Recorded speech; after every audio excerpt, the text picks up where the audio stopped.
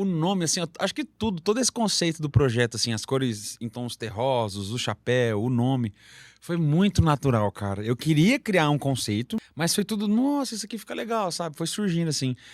O chapéu, foi o primeiro chapéu que eu tive, um chapéu bege.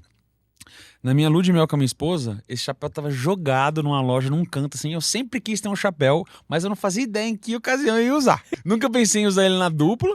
Eu falei, eu quero ter um chapéu. Vai que um dia uma ocasião pede chapéu e eu quero ter um Sim, chapéu. sim. Cara, o chapéu tava rasgado, assim. Esses detalhes que ficam no chapéu não estavam nele, tava rasgado. Foram R$ 15 o chapéu, cara. Nossa. Falei, vou levar. Peguei ele e um preto, que R$ 15 também o preto. E ficou lá, cara, ficou encostado assim o ano todo. Aí surgiu a oportunidade de fazer um festival de MPB com algumas composições minhas. Eu falei, amor, vou usar o chapéu, fica legal lá. Amor, legal e tal. Acabou que a gente não foi pra esse festival. E aí quando eu fui criar o conceito, falei, amor, o chapéu. Eu vou pôr esse chapéu aí, assim. Não é um chapéu sertanejo, não é um chapéu 4, mas é um chapéu, assim, vai dar o ar do que eu quero. E aí eu falei assim, nome, será que eu vou como Denis? Que é o meu nome Sim, de sim. fato, né? É. Meu pseudônimo é Theo Andrade, mas meu nome é Denis. E eu falei, amor, será que eu vou como Denis? Como uma vertente minha, né? Voltar essa essência no meu coração de criança.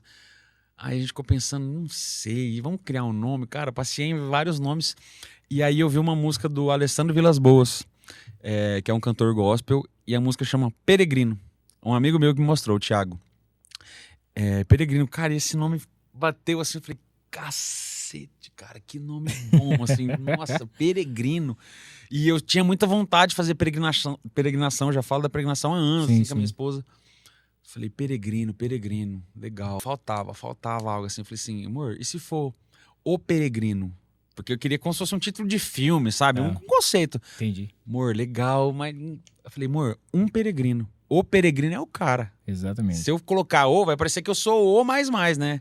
Ou violonista, ou cantor. Eu falei, não, eu não sou, eu sou mais um peregrino. Aí eu gostei de tudo, cara, mas foi muito natural. Fui encaixando, falei assim, pronto, esse é o conceito. Vou seguir em cima dessa linha aqui.